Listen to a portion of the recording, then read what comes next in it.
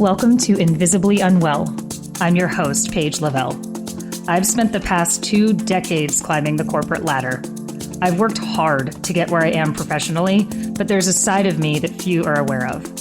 I am also an autoimmune warrior, an eating disorder survivor, an author, and now a podcast host. My goal here is to educate and empower high-achieving women navigating autoimmune conditions and other chronic illnesses, who at the same time are also dealing with challenges that all high-achieving women face, like disordered eating, perfectionism, and people-pleasing. Invisibly Unwell is what I wish I had at the start of my journey. You are not alone. I hope my story and the stories and expertise of my guests will provide you with knowledge and ideas and empower you to share your own story and advocate for the life you've worked so hard to build.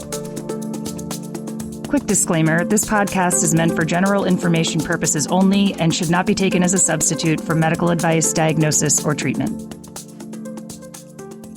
Today's guest is Cristina Hoyt, a certified nutrition specialist, integrative clinical nutritionist, and body image coach.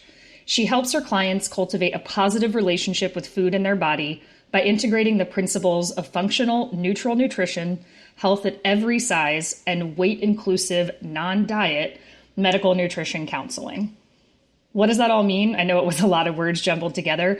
What Cristina does is offer an alternative to weight loss programs and overly restrictive protocols, promising to heal and restore your body, gut, and waistline. You know, what we're constantly inundated with in our Instagram and other social media feeds.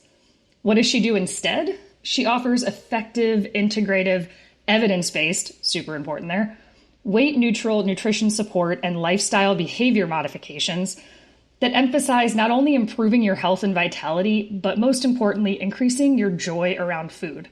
As someone who has struggled with disordered eating and perfectionism, black and white thinking most of my life, I find her approach so refreshing, and she really touches on the scientific evidence that our levels of stress and our mental and emotional health directly impact our physical health.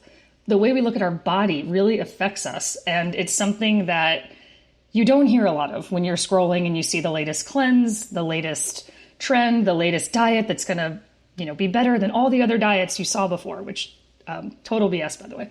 I love just how inclusive she is, how much she makes you feel seen and heard. And the reason that I invited her on the podcast, I'm so honored that she took me up on the invitation. She's also the co-host of the Wholehearted Eating podcast with Dana Monzes, who has been a 2-time guest on the show. I think they are disruptors in a space that desperately needs disrupting. And I know that you will have some incredible takeaways from the knowledge she shares today. Welcome, Cristina Hoyt. I am so excited to have you on the podcast today. Oh, thank you so much for having me on. I'm really excited. I know it's been a scheduling thing to get us to this point, but I am so excited that we're here. And thank you for your patience with me as we kind of navigated all of that together back and forth. There was a lot of that. But I'm really excited to talk with you today and have this time together. No, I'm so glad it all worked out for a reason, I think. So we're here today, and that's all. That's all that matters. But I would love to really just dive in. I've obviously had your podcast partner, Dana Monzes, on before. And I know that one of your areas of expertise is around nutrition specific to women when it comes to their fertility and like women's specific health issues. So to dive right in there, and goes without saying on this podcast, if anyone skipped past the intro, we always make this a place where we take into account women's histories of disordered eating and perfectionism and people pleasing. And what I really love about your approach is you really take that into account with all the work that you do and all the information you put out there. So my first question would be, and it's a large question that might have a lengthy answer. I would love to learn a little more from my own experience, and I know that other people are going through this once I've opened up about it, the connection that is there with autoimmunity and chronic illnesses related to autoimmunity and fertility. Because it's something that I've had to do a very intense deep dive into reading a lot of PubMed articles and things that are a bit outside my scope. So I also connect with physicians and nutritionists while doing that research. But it's something that is not very easy to find. And it's something that is frustrating, is a good way to put it. And I would just love to have someone with your expertise share some of the connections there and what you've experienced from your own education and from working with clients? Yeah. So a lot of it is not a light topic or an easy question because it is so multifaceted. And I think one of the ways that I've always, 100%. right? It's like, oh yeah, I wish it was that easy, but it's definitely not. I think one of the things for me that when I've had clients in the past or even myself, and I'm lucky I didn't really have any fertility issues with my autoimmune disease, probably because it was celiac disease. And most of the research is it's undiagnosed celiac disease, which causes a lot of fertility things. So I was pretty lucky in that regard. So I don't have personal experience with it. So I like to make that known to people because I understand that the personal experience is a whole nother layer of complexity and a lot of hurt and feelings and all of the things too. So I don't want to discount that. I think one of the things that I always think about, the way that I've always thought about fertility overall, whether or not you have an autoimmunity, is that the body works in hierarchy. And when we have firefighters out, whether that firefighter is because we have a really stressful job or we have a firefighter trying to work on an illness in our body or an autoimmune or a lot of complexity with our environment, the stressors, the things, all the things that we have going on, that it's the body's thinking, if I'm in a fight, flight, freeze type of state and I'm in this firefighter state, the body's not thinking of, it's thinking in priority around what do I do to manage the state that my body is in. And typically fertility and, child rearing is like the last thing on the body's hierarchy list of things to kind of prioritize. And that might feel kind of like deflating, right? Especially if you're someone who has an autoimmune disease or something going on, because then you think like, oh, great, I have this like big uphill battle to go on. But I actually find that to be incredibly liberating because what we do know now is like, okay, there are certain things about the way that my body is going to manage the hierarchy here that are really ultimately out of my control. And then there are things that I can do to facilitate and support my body. And the more that we end up stressing about literally anything down to like what we're going to have for breakfast to support our fertility can also activate that same system that's going to push it further into this different hierarchy. Does that make sense? Like the way that I look at it? Yeah, kind of. I always appreciate the perspective that our body is intelligent. Yeah. And so it is one of those things like I consider myself a fairly intelligent person and I focus too much on one thing and disregard others.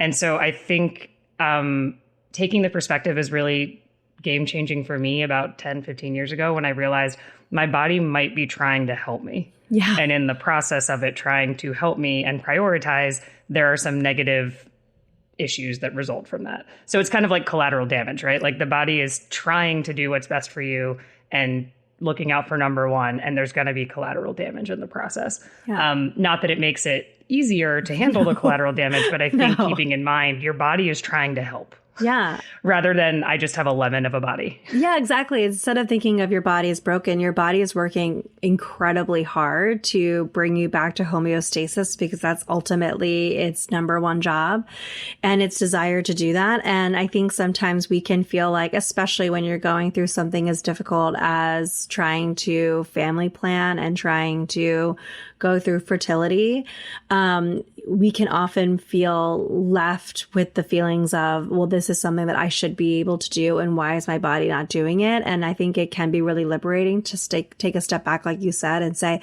maybe my body is not trying to fail me. Maybe it's really trying to support me. And there's a really big complex web of things that are contributing to this. And yeah, my autoimmune disease might be one of them.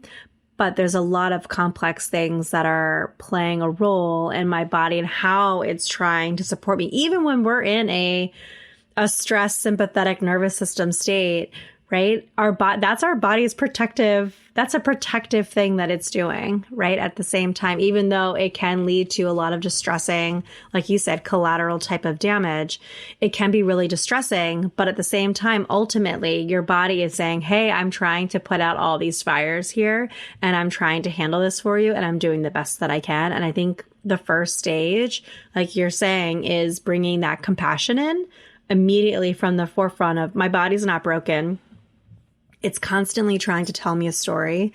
It's trying to help me out. And the more that I can slow down, I'm able to study and hear what it's trying to ask me for. And so that I can have this reciprocal volleyball type of relationship between my body and what I'm able to provide it. No, absolutely.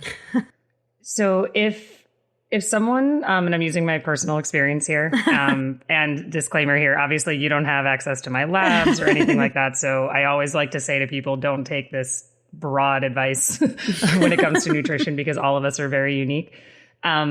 If I were a woman, in which case I am, and there are fertility issues that have presented, whether it's people struggling to get pregnant, whether it's struggling to sustain pregnancy, whether, there's a whole host of issues out there that women encounter. And often I feel that with my audience here, people that are high achieving women, a lot of people have waited until later to try to have a family or can even consider having a family, just because we were more focused on our career and other aspects of our life. I don't think one's right or wrong. I also think it's great if women don't want to have kids. It's completely their opportunity, like their choice.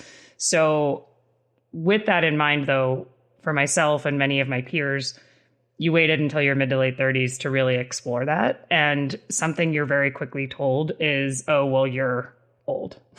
It's all because you're old. And I am very aware that that is a factor. And there are very biological, concrete reasons why that is a factor. But when you throw in autoimmunity, chronic illness, a really high performing, pretty consistent stress state personality in there, there is more at play.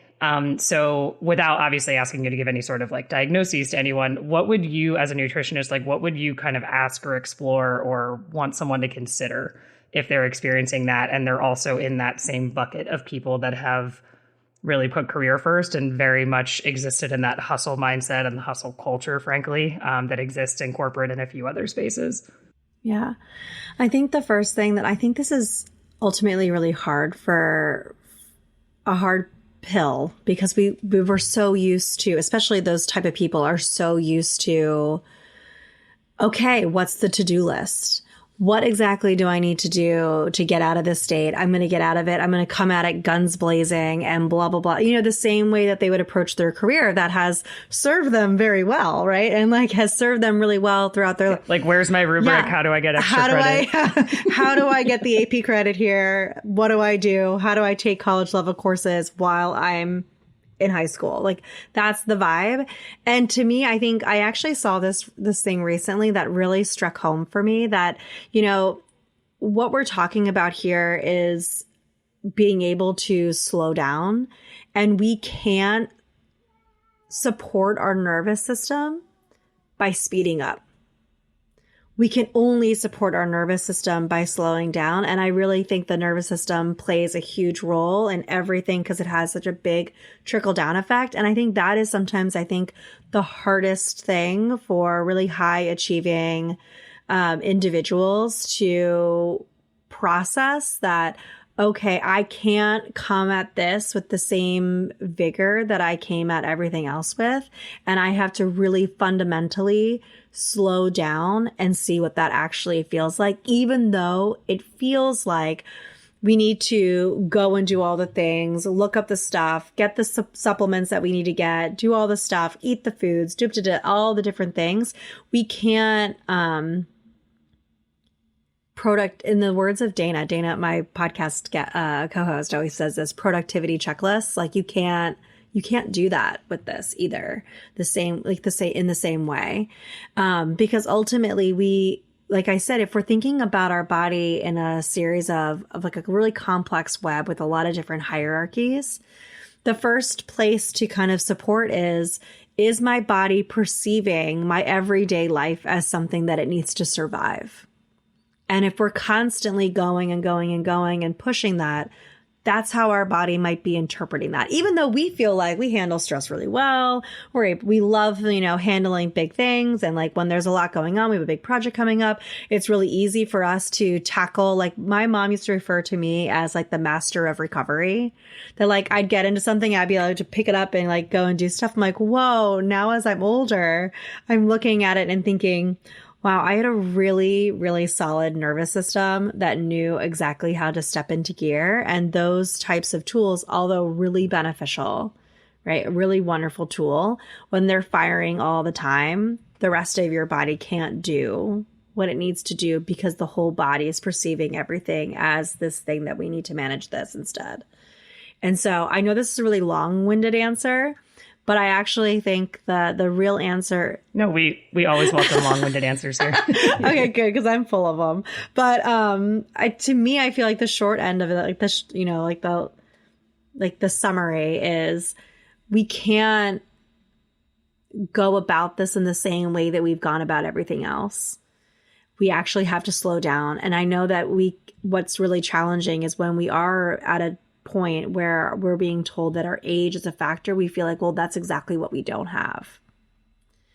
And I think that's really, really hard. But I do think that it's still like we can still do the things and slow down at the same time. Yeah, it makes sense to me. And yet I can sit here and I'm just listening as someone who is taking in that expertise. And I felt not attacked, but very seen when you talked about I just need the checklist and I need to do this, that, and the other. And if you think that I haven't done that, it's a lie. Oh my I absolutely gosh. have. The amount of research I've done, I've checked all the boxes, I've done all the things.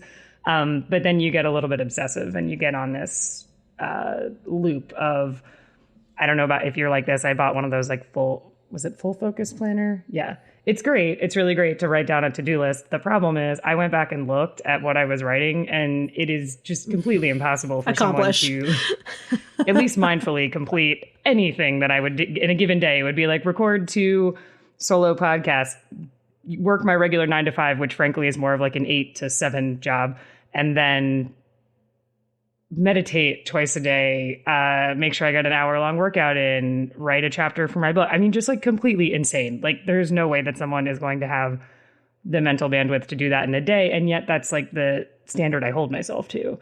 And I'm continuing to work on, and I know other people can relate to that, because if you've always been a high achiever and you always get the acknowledgement, or you were kind of at a minimum raised where you got acknowledgement for achieving and getting the gold stars and winning, it's hard to break that cycle. And my health issues have been, frankly, like the most impactful lesson, I would say, in my life. Like I've dealt with personal stuff and dated some really not high quality people when I was younger and experienced some. That's a whole nother podcast. That could be a whole different episode. What you deal with and why you create all these issues, and then why you seek out people that trigger all of those issues. So done a lot of work there, obviously in a very different stage in my life. But my point is, my health issues by far, even taking in all those kind of bad situations I was in and bad choices I made and lessons I learned from them that were hard, my health conditions have been the most impactful in like telling me like, you can do everything you want to control this and you can't. So I can be very mindful. I can be very intentional about how I spend my time, what I put in my body. I'm not neurotic about it anymore, but I'm pretty specific about what products I'll put on my skin or what I'll use in the shower, just because of the amount of stuff that's just out there that we really shouldn't be using. That said, it's really easy to get so intense about what you're controlling and forget that there's a certain element that you have to let go and you have to kind of trust, and you have to let your nervous system, as you were saying, recover. And as someone who's type A, that is really hard. Like really, really hard to do. It's so hard to do. I think also too, if I can, I think one of the things that I've just, while you were talking, I think sometimes we think of nervous system regulation as a recovery, right? Like there's like this achievement level, like, oh, you've reached a level 17 in this like game called life, and now you've figured out how to do nervous system regulation and you've recovered from nervous system dysregulation. And I actually think that that's kind of false. And I look at it as this is not something that and I am not going through fertility things at this time in my life right now. Maybe I would be if I was trying to have a third child, but I'm looking at it from a perspective of just life, of like just life and life being busy and being a working person and all the different aspects that are coming in. I look at nervous system regulation as something that needs tending to, that needs reminders, that needs support ongoing, and not this level of achievement that I'm someday going to get. And I think sometimes when you look at Instagram or TikTok and you look at these reels, it looks like these things like, oh, I regulated my nervous system and like, look at all these things that happened to me after the fact. I don't look at it like that. I look at it like this is something that needs constant tending. And I think that's something really hard when we look at it from like this productivity wellness kind of checklist approach. When we look at okay, I'm going to squeeze in these things into my already very busy life, that we're forgetting that we can't just get to this end result. And here we are at this Nirvana Oz where our nervous system's regulated. I feel like it's something that has to be done in small moments, in little pockets, by creating little boundaries that create big results every day and throughout the day. No, it makes complete sense, because I know myself and a lot of people I can relate to have the habit of, if you swap out nervous system regulation with like sleep, it's like, oh, well, I'll just sleep this weekend, or oh, I'll just catch up on the things that I need to like feel grounded this weekend, and just run yourself ragged that week and think that you can just restore that. And it's not the case. Like, not taking that little bit of time to really calm down and rest and restore is really detrimental. And it's something that I know I can ignore and ignore and ignore until my body's like, we're not, we're not ignoring this anymore. It's going to force you to, right? And so like that's something that's kind of interesting too. The next thing you know, you're getting sick and you think, okay, well, great. Now I'm resting. No. You're not resting. Your body has not rested. It's forced you to lay down, right? And like, but now it's recovering from that too. And so then we have this multi-layered approach of, okay, well, now I'm doing this. And I think like, one of the things too is that society overall really rewards, us with being high achieving, high functioning, pushing type of individuals. I think also in some regards, being here in the US, you almost have to be to like be able to keep up, right? Because of the economy and different things, like so many different layers of it. I feel like there's almost a requirement that you have to be able to do that. And you're right. Like, you think that we can just kind of get through this tough time and then we'll be able to restore, but we don't have control over how long it takes for our body to recover and restore. And sometimes that takes a lot longer than we necessarily think that it will. And I also want to stress, like, people should be open-minded to what helps you rest and restore. There is obviously the baseline of resting, like, does not include staring at a screen in many cases, does not include, because I used to be like, I'll just lay in bed and look at Instagram. And what do I end up looking at? Like, I'm obsessed with dog rescues. I have 2 rescue dogs, and I start watching these videos, and it's great. And I donate and I try to get involved, but it also gets me really sad and in a very stressed place. And I'm not resting. I'm doom scrolling. And then don't even get me started on the news and I everything can't else that's out there. Like, I've tried to do. It's too much. Yeah. And I want to understand. I don't want to be an ignorant person who's not aware of what's going on, but it's just this negativity cycle. And if you're someone who latches on, and if you're like a highly sensitive person, like I am, I'm like, oh God, like those people, those dogs, like what is going on? And politics is a whole different tier that I won't even get into. So it's easy to say you're resting when you're really just laying there and ingesting and consuming and learning that you have to kind of shut it off. And it's hard. And I'm like an elder millennial, if you will. So I remember life as an adult before smartphones. And it's hard for me to step away. So I genuinely am concerned about like relatives and friends I have who are like Gen Z that do not remember that. And so just this constant being connected, this constant feeding, and what that does to your nervous system. Because if I struggle and I'm almost 40, it's a very very different ballgame for them where that's just like their connection to everything. So yeah, I guess I just kind of went on a little rant about being connected to the phone, and it's difficult. It's really difficult. What I'm hearing from you, though, I think the undertone to me was there's a difference between not doing something and restorative rest for your body and your whole system overall. And I think we do have it kind of mixed up where it's like sometimes I think if we're going and going all day long, that we feel like, oh, finally I have this chance to kind of sit down and chill. Cool. I would love to look at some stupid videos on my phone for like 20 minutes and laugh and whatever. And it feels relaxing and it feels restorative, but we're left kind of like wrestling in the middle of the night, not sleeping as soundly and all these different things. And so I think learning, and this is something that I'm actively practicing doing. So if you listen to our podcast ever, but I always talk about how I'm a binge watcher and a doom scroller, and I do all those types of things too. And those are things that I'm actively practicing stepping away from more and more because I see what it does to my overall system. And I think you're right. It is a matter of learning and understanding, and also having it almost feels strange to say this, but almost the capacity to engage in actual restorative rest, because sometimes it feels easier to just kind of freeze and numb out.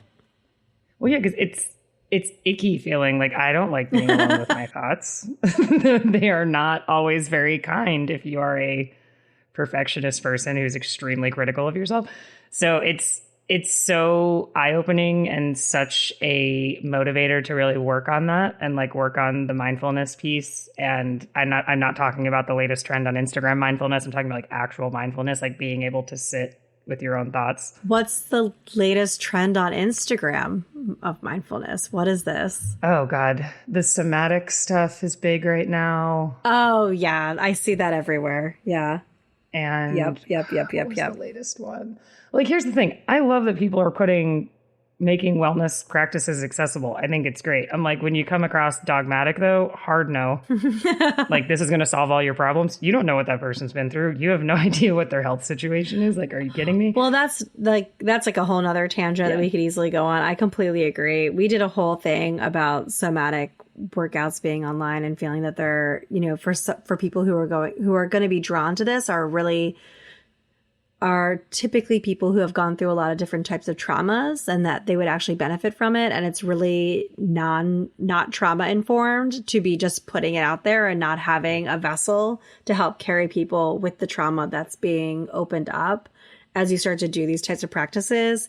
And rocking my hips on my bed is not going to solve my all of my problems that I have, and it's not going to do the trick. Somatic experiencing alongside a lot of things with a professional working with you on your unique trauma and all of the things can be really beneficial. It's just sometimes when you see it in like a 30-second reel, that's not the fix. Yeah. But is it compelling? Yeah. Gosh, you see these things and you're like, oh God, I would totally drink this water if it really did solve all these problems. That sounds fantastic. Like, sign me up. No, it drives me crazy because then I'll explore them. I'll be like, I want to learn more about this. Just like academic by nature, I want to learn all the things. And it's like got sucralose in it and all this other stuff. And I'm like, okay, so you're just taking like non-sugar sugar that's going to destroy your intestinal tract, and just, this is insane to me. And then it's the next thing. Like, people catch on to like what the issue is with that, and then they churn out another moneymaker. So it's tough because like I do follow people who post incredible things, like people that have been through a lot of trauma that just share like work they've done and what's helped them without prescribing. It's like very much just like sharing and giving people a place to feel seen and heard. And like I think most people do, but I love quotes or anything that really resonates with me. So I love when people put just stuff out there that really makes you pause and think and do some introspection. It's very different than like, do these 4 moves and all of your trauma will be released. And like, it is. It has to be a joke. They can't take that seriously. Yes. And I have like the discerning lens, but there's people that are really hurting and they see that and they're like, oh my God, I got to try it. And I'm like, oh Jesus, these people just need to talk to someone But it's 100%, but they might not have, it's multi-layered, right? Like that might be the only access they have to someone giving them some kind of out, right? And so I feel like it's like this multifaceted, very layered, complex overall issue that we just don't have a lot of support, nor have we ever really been taught how to support our body's systems, right? And I think like we've always been told, we were raised by a generation of like kind of stuff it down and move on, well, eventually stuffing it down and moving on leads to a rise of a lot of other things and leads to things that, like you said, this collateral damage that is really, really hard, and also inflicting hurt and emotional type of traumas on us too, as we try to navigate some of these things too that feel really unfair. And I think like, for a lot of the people out there, especially the people who are high achieving, who are focused on doing all of the things they've ever been told to do, they might be feeling to themselves, I've done all of the things that I was supposed to do. So why aren't I in my unlocking the achievement level and having all of the things that I ever wanted? I was told that I would get all of these things if I did all this stuff. Well, newsflash, I did them. And now where's the payout? Where's the thing that's coming?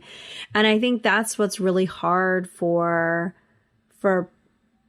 people going through some of these things. And I think that's why I was saying earlier about how it can be a really difficult pill to swallow, that this is something that's a deep web that requires a lot of different modalities and support and things to kind of do. And I also want to say as well that there is like a financial privilege too, being able to access some of the things that you're able to do. And so what can we do if we don't have access to some of the things in order to do that? Okay, what if I don't have access to a practitioner who's going to help me and who's going to support me with all this stuff? Or I don't have access to buying all organic foods, or I don't have access to get the supplements that someone I saw on TikTok recommend for someone going through my exact same situation.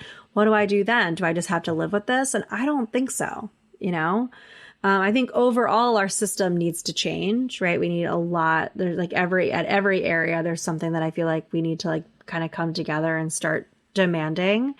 And I think the millennial generation is going to be part of that voice, and going to have to be as we step into, a more elder, like wise elders of like, hey, we're the generation who did all the things and didn't work out. So like, we were told what to do. We followed the rules and we went for it. And here we all are, kind of like, what's happening? Where is it coming from?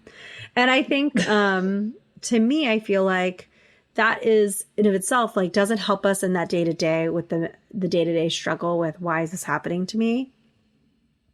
But I do think that it allows us the space to take a step back and say, okay, I can't go into this the same way that I got into it. I can't get out the same way that I got in. So I need to support myself and actually take a major step back and see what are the things that are contributing to my own personal burnout or fatigue, or the things that are happening to me that is my body's web telling me a story of all the different things. And why is this output, this thing that I really desire, this fertility, what are the things that I could do to slow down, to give my body a little bit of a rest so that it can start to think that maybe this is something that it can support, right? And I'm not ignoring the fact that there might be ovulation stuff or clinical things or physiological things that are playing a role. Of course not. Like, I know that those are things, and that's why we have professionals helping us with being able to navigate those things. And like, going down the IVF road and what that looks like and all the different modalities, I think everyone should use the modalities that are available to them to support them with being able to support their body with the tools that it needs. And then at the same time, what do I have space and room for? Okay, I have space and I can't really control the outcome of what happens here. And I think that's a big false narrative that we have control over the outcome of what's going to happen. But really what we can do is all I can do is provide my body with the tools and the support. And a big part of that is I can't go into this the same way that I got into it with, being high achieving and doing the to-do list and going all those things. I have to slow down. I don't know. Maybe you're like, oh no. If someone were starting. Maybe you're thinking to yourself, oh no, Cristina, no, that's not true at all. No, stop talking. No, I totally agree. What I was going to say is, so I know I can relate to if someone were listening and they thought that all sounds great, but like, I don't even know where to put one foot in front of the other to start. So if that resonates, and I'll put myself in those shoes, and I thought, okay, that sounds great, but like, that is just how I operate. Like, that is the way I am. So what is like one step I could take to break that habit when it comes to, like, for example, resting and restoring? Like, what might be something that I catch myself doing that I kind of need to be like, wait a second, this is exactly what I'm not not supposed to be doing. Like, if a client were to say that. I think one of the things when a client so many of my clients can relate to this. I relate to this, you guys, I mean, I'm talking about this from a perspective of here's what I know. And also here's the reality and like where we start, right? Because I don't want everyone thinking that I'm at home living this completely nervous system regulated, supported kind of life. No, I think it's something that we practice, right? And it's something that we have to remind ourselves about. And I think it is in a lot of ways changing the way we operate. And I know that's really hard. But part of it to me is, I think a good place to start, and something that I have always practiced, is there comes a point where I have to start saying no to things that are optional. And I think being honest about what is actually optional and what do I have to do are two very different things. Like when you listed off your to-do list, there's a lot of things on there that we could very easily argue that were have to do's. Well, if I want to get this book done by this time frame, then I have to get this chapter done. If I want to support my nervous system, then I have to meditate. If I want to do these things, then I have to do these other layered things that I've written down on this to-do list. That when you really take a step back and you take a moment and look, there are actually a lot of optional things that are on there that we could take out to create more space in our day to day. And I think that's where I would look for, is I would recommend, when I'd be working with a client of mine and we were talking about this, I would be saying to them, we have to look for places to create space. And even a space to take a momentary pause, a 30-second break, a moment to reset and restore, just a little bit. Doesn't have to be like, maybe we do have a really demanding job and we can't get out of all of our meetings and we can't stop the travel that we're doing and all of the things. Of course not, right? But we can change the way that our internal system responds to that, by creating space and taking moments and momentary pauses of doing things like deep belly breathing, or putting our feet up the wall for 30 seconds before we leave the house, or doing something to help us in between our tasks to create a little bit of space. I struggle to do that as well. So I can really, and I know one thing for me, I don't know if this is something you work on with clients as well, is, and we just got back from vacation, which was much needed. That's also very much a privilege that I was able to do that. But my work it kind of bleeds into every area of my brain. So I really have to fully disconnect to come back down. But due to vacation and coming right back and getting into work, there's a lot of clutter. And it's not to shame anyone that can get messy. Like, I'm very, I don't want to say neurotic, but I'm very uptight, a little bit uptight about making sure like bathrooms and kitchens and things like that are clean. Where I struggle is just the piles of clothes and my desk. Like, I just want to do, shocking for an overachiever, like a million things at once. And I start all these things. So I've got the work notebook that I keep notes in. I obviously use electronic notes as well, but I'm the type of person that if I put pen to paper, I'm going to process it better. So there's a lot of things that if I write it out, I saw your finger go, same. You are not weird if you're listening and you need to do that. And if people laugh at you, it is totally normal. And there's studies behind it if you actually write things out.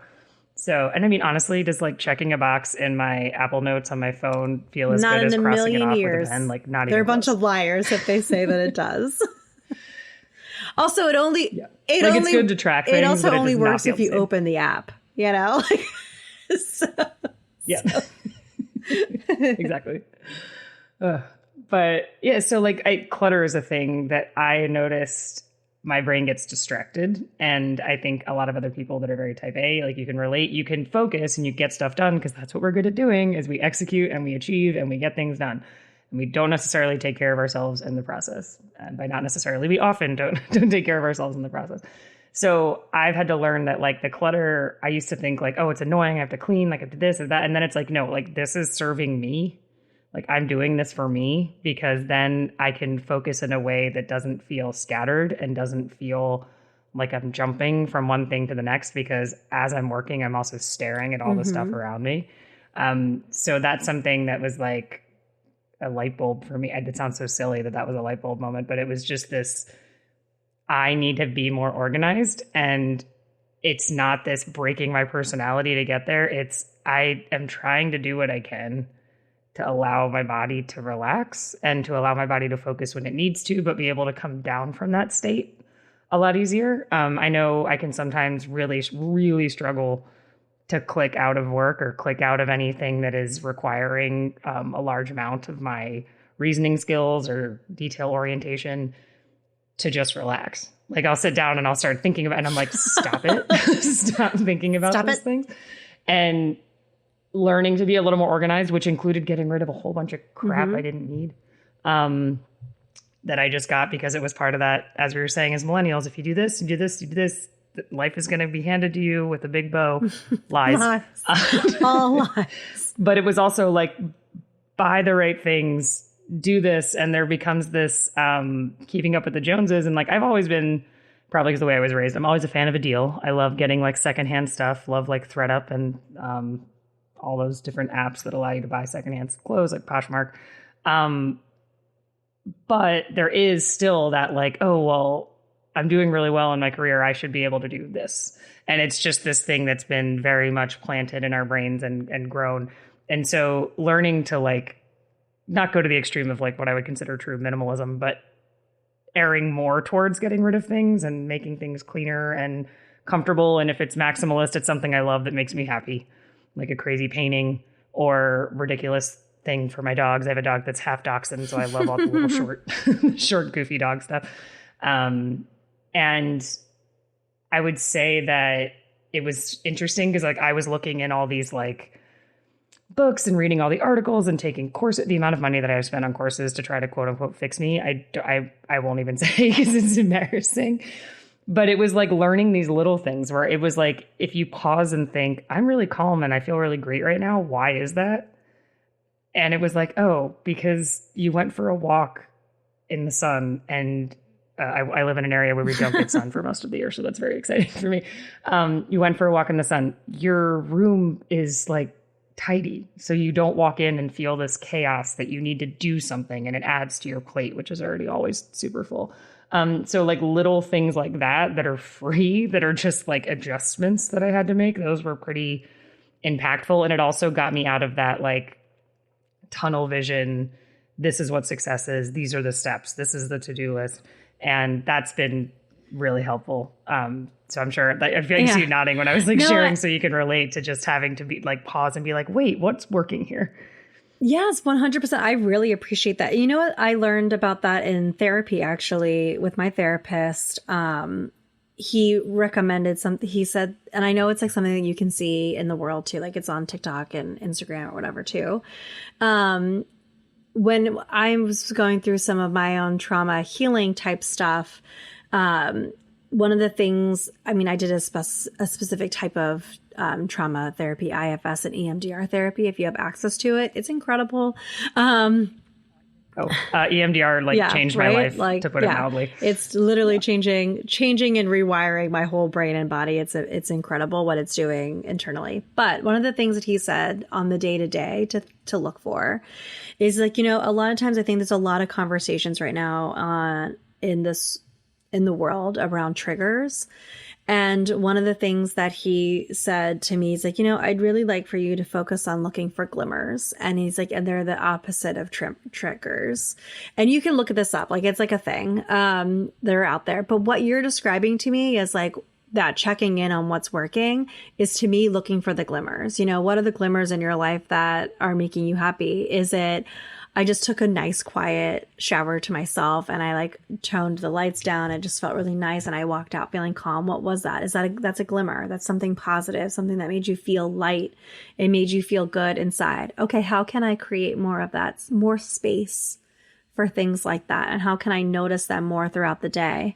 And I think when you're going through a lot of things and you're stressed and you have a lot on your plate, it's really hard to see those pockets and those moments. But I think that's the idea when I say creating space. It's like those moments of looking for those little glimmers that are helping your body kind of restore, and your body kind of letting you know, hey, we like to slow down a little bit. Can we take a pause and notice this thing that's really, really nice? Because otherwise we're kind of missing out on our life if we're constantly going. So yeah, no, I really like what you said about that. I totally agree. And it reminded me, while I was nodding, it reminded me of what my therapist was talking to me about this idea of looking for glimmers. No, I love the glimmer term. I'm totally going to use that now, because to me, I was just kind of, again, theorizing about it and thinking it through. And this seems to keep me calm, but I like the glimmers because you have those moments of clarity where you're like, this was nice. Like this makes me happy. I need more of this. Like having a cup of coffee on my patio when it's not 10 degrees outside. It's just a very pleasant, simple, easy thing. Or spending time outside if you have the opportunity. I have lived in a small apartment in a very large city, and I understand that can be difficult, but anything you can do to like get outside or do anything like that. I think I love the glimmers. I'm definitely going to incorporate the glimmers and take note of them. It's easy. Like you said, I talked about doom scrolling. It's very easy to focus on everything that's wrong with you. Yeah. And it's always the triggers, the trauma, the this, the that, all super valid, all something that you really need to look into and work on in order to live the most fulfilling life. But there's so much more to you than that. And it took me so long to not just see myself as a set of flaws I needed to work through or as a list of goals I hadn't yet completed. And it wasn't until I checked off, I don't know if you can relate, like until I checked off some major ones. And my immediate thought was like finishing my MBA. And it was like, well, what's next? And I was like, Whoa. Oh, this is a problem. Like there wasn't even a minute of, yay, you did it. It's like, okay, well, now what are you going to do? So I think the glimmers is like a really great perspective and reminder of looking at the joy you have now in your life now. And even when you're dealing with health stuff, disordered eating, body image issues, kudos if any woman in my age range who doesn't have body image issues. I am very envious of you. I've come a long way, but it's endless. Just to like remind yourself that there is greatness now and here and like in the present.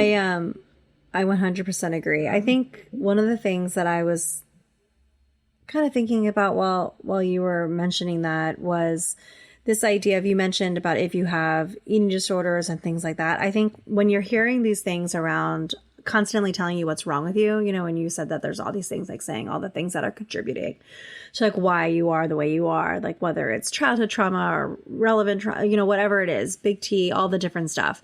And you are so focused on that. I think one of the things that I've been having this conversation with some clients of mine who are in the process of recovering from their eating disorder, I can see their perfectionism and their their perfectionism in the way they're approaching recovery, because of the way that they'll say, like, I just want to get through this tough time. I just want to get through it and get to the other side, and I want to move on. And one of the things that I've always reminded them of, like, well, yes, we want to get through this, and we're going to bring in all the tools that we need to support you in your healing of this. But at the same time, you still have to remember to live. Your new job isn't recovery. And I think sometimes we forget, because we get so focused on achieving and getting to that next stage and that next level, that we forget that this isn't our job. Our job isn't to recover from this. Our job isn't to do all of those things. Our job is, yes, to do some of those things, right? And to create space and time in order to do that. And it's also to live.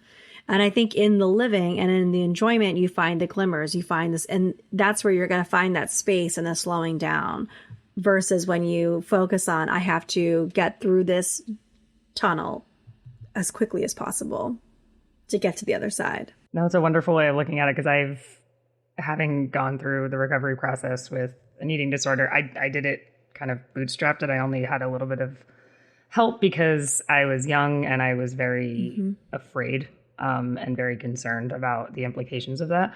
And it was very much like, get to the end, get to the end, get to the end. And then when you're saying that, I'm looking back, and if anyone's not aware, eating disorder recovery is very long. You might get out of the acute phase in a shorter time frame, but actually freeing yourself from the grips of it is extremely difficult because it comes up in times of stress and times of fluctuation, change. Hopefully, I try to keep this podcast very real. Hopefully, it's not picking up my dog barking in the background, but we'll just go with it. It takes you a long time. And so I really appreciate the perspective of living in that moment, because I look back and I had really happy, wonderful things happen throughout that time. But my mindset at the time was like, you have to get past this. You have to get past this. Like, you are not going to be okay, and you're not going to achieve XYZ if you don't get past it. So having that sense of presence, even if you're in a dark place, knowing that like you're still allowed to live in that place, like you're still worthy of taking up space. Yeah, 100%. Well, we started off talking about nutrition and then we dove into all these other things, but I kind of love that, because I feel like we're so quick to separate the science from like science and research, and it's all extremely important, but we're so, I think, programmed, at least in our society, to separate the physical from the mental and the emotional. So I love how much you shared, since you're in that space, like how much you shared about the mental and emotional aspects of what you work with clients and how the impact on their health. Yeah, honestly, I think you have to support this in order to support the nutrition, because like I said, it's like these hierarchies, right, within the body. And I think, the nutrition matters 100%. I'm a nutritionist. I'm a clinical nutritionist. I love nutrition and I believe in it, and I believe in the power of food and all of the things. I love food.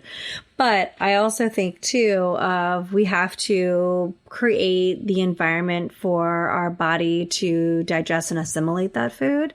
Otherwise, what are we doing?